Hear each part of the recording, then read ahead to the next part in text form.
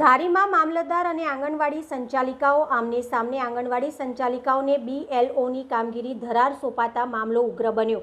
આંગણવાડી સંચાલિકાઓની મીટિંગમાં અધિકારીઓ દ્વારા ખખડાવવામાં આવતા 3 સંચાલિકાઓની તબિયત લથડી।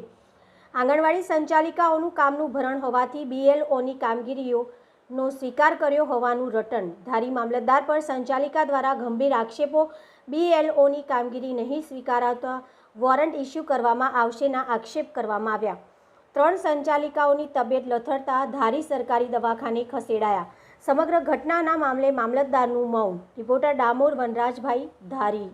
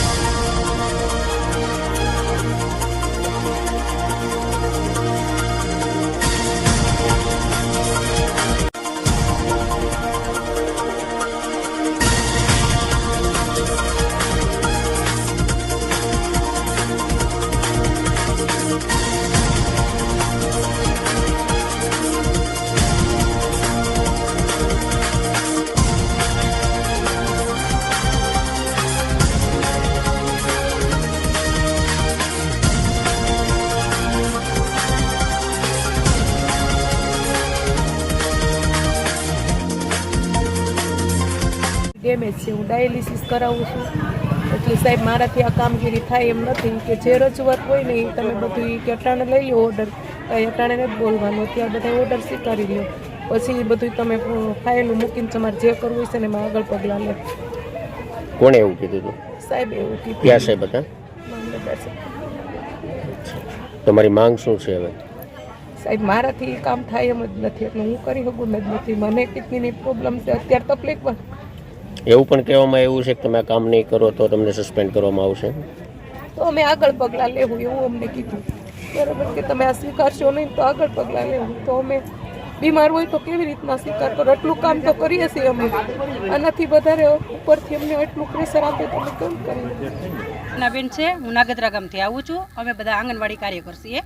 તો આજે અમને જે કાંઈ મિટિંગમાં કહેવામાં આવ્યું એ ધમકાવીને કહેવામાં આવેલ છે, પણ પ્લસ કે આંગણવાડીની માંગ એવી છે બહેનોની કે અમે અમારા કામથી નથી અમે પહોંચી શકતા, તો અમે આ BLOની કામગીરી કઈ રીતે? સાહેબનું એવું કહેવાનું છે કે તમારે રજાના દિવસે કામ કરવાનું। તો સાહેબ અમારે પણ નાના બાળકો છે, અમારે ઘર છે, તો પછી અમે રજાના દિવસે કઈ રીતે કરી શકીએ? અમારે અમારા નાના બાળકોને તો સાચવવા ને સાહેબ। કામગીરી કરવા અમે કામગીરી કરવાની ના નથી પાડતા, પણ અમને 2 દિવસની મુદત આપો। જો બીજો કોઈ તાલુકો સ્વીકારશે તો અમે સ્વીકારશું આ કામગીરી, અને અમારું યુનિયન જો સ્વીકારશે તો અમે સ્વીકારશું સાહેબ। કોના દ્વારા કહેવામાં આવ્યું? સાહેબ દ્વારા, પ્રાંત સાહેબ દ્વારા હા મામલતદાર સાહેબ દ્વારા કહેવામાં હા કડક ભાષામાં બધાને ધમકાવવામાં આવેલ છે. એટલા માટે અમારે 3 બહેનો અત્યારે ગંભીર હાલતમાં છે. નામ ડૉક્ટર મિલન સાવલિયા છે. હું CHC ધારીમાં ફરજ બજાવું છું. આંગણવાડીના 3 બહેનો અહીં આવેલા હતા જે પેનિક એટેક જેવું એને સ્થિતિ લાગતી હતી, તો અમે લોકોએ પ્રાથમિક સારવાર આપેલી છે.